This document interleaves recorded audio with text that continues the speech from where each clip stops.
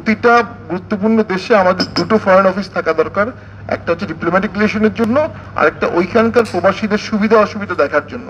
অনেকবার বলেছিলাম যে পাসপোর্ট অফিসগুলো বিদেশে 24 ঘন্টা করা উচিত, 7 দিন করা উচিত, 365 ডেজ করা উচিত। একজন ওয়ার্কারের একটা পাসপোর্টের ছোট কাজের জন্য ছুটি নিয়ে আসতে হয় একদিন, এবং একদিন ছুটি পাওয়া ওখানে অসম্ভব কঠিন বিষয়। তো আমি আইআর এর ছাত্র ছিলাম 1-1.5 বছর, এবং ইট ওয়াজ এ ওয়ান্ডারফুল এক্সপিরিয়েন্স আমার জন্য। সেখান থেকে একটা অভিজ্ঞতা হয়েছে পরে যে ইন্টারন্যাশনাল রিলেশনস এর ছাত্ররা ভালো ব্যাংকার হয়, ভালো ব্যবসায়ী হয়, এনজিওতে খুব ভালো চাকরি করে, শুধু ইন্টারন্যাশনাল রিলেশনসে কোনো কাজ করে না, দু একজন ছাড়া। তো এটা এটাও রাষ্ট্রীয় কাঠামোতে একসময় আনা দরকার, যে ওই ডিপার্টমেন্টের ছাত্ররা ফরেন পলিসিতে আসলে তারা বেশি ইম্প্যাক্ট করতে পারবে, যদিও একটা কম্পিটিটিভ পলিসি আছে।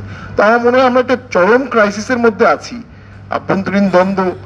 দেখুন, ভারতে যখন পাকিস্তানকে অ্যাটাক করা হলো তখন কিন্তু কোনো রাজনৈতিক দল কিছু নিয়ে কথা বলেনি, কিন্তু এখন কিন্তু সংসদে নরেন্দ্র মোদীকে ধুয়ে ফেলা হচ্ছে। ক্রাইসিসের সময় সবাই একত্রে থাকতে হবে।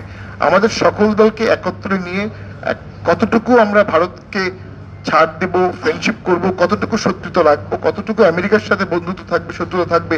এখন ভারতের শত্রুরা আমাদেরকে বন্ধু বানাতে চাবে, তারা তো আমাদের স্বার্থে বন্ধু বানাতে চাচ্ছে না, তারা ভারতকে ডেটার করার জন্য চাচ্ছে।